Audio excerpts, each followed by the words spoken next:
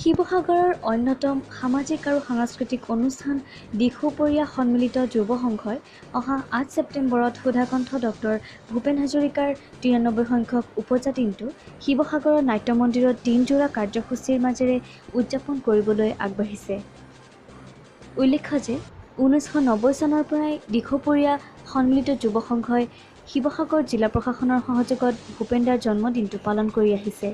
প্ৰতি বছৰৰ দৰে এই বছৰো ভূপেনদাৰ জন্মদিনৰ লগত সংগতি ৰাখি সদৌ অসম ভিত্তিত ভূপেন্দ্ৰ সংগীত প্ৰতিযোগিতাৰ আয়োজন কৰিছে। যিকোনো বয়সৰ প্ৰতিযোগীয়ে এই প্ৰতিযোগিতাত অংশ লৈ গীত পৰিৱেশন কৰিব পাৰিব।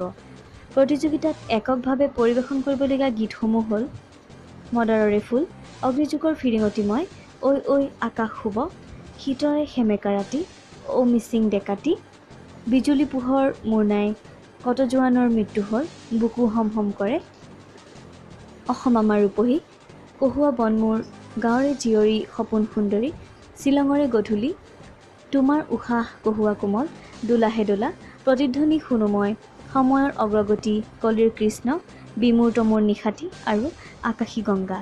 আনহাতে দ্বৈত কণ্ঠত পৰিৱেশন কৰিবলগীয়া গীতসমূহ হ'ল আই সৰস্বতী চেনাই মোৰো, পলাশৰে ৰং, মই, কহিমাৰে আধুনিকা ডালিনী, বন জুই বনত জ্বলে, অটোৰিক্সা চলাওঁ আমি দুয়ো ভাই, নৱমল্লিকাৰ হেঁপাহ, এই ধুনীয়া গধূলি লগন, চিত্ৰলেখা চিত্ৰলেখা, চুচুক চামাককৈ আৰু জোনাকী পৰুৱা।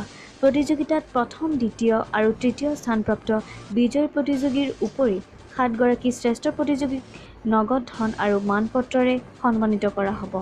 প্ৰতিযোগিতাখনত বিচাৰক হিচাপে থাকিব ভূপেনদাৰ সতীৰ্থ কমল কটকী, পৰমেশ্বৰ বসুমতাৰী আৰু জনপ্ৰিয় গায়ক বিপুল কাঠাই।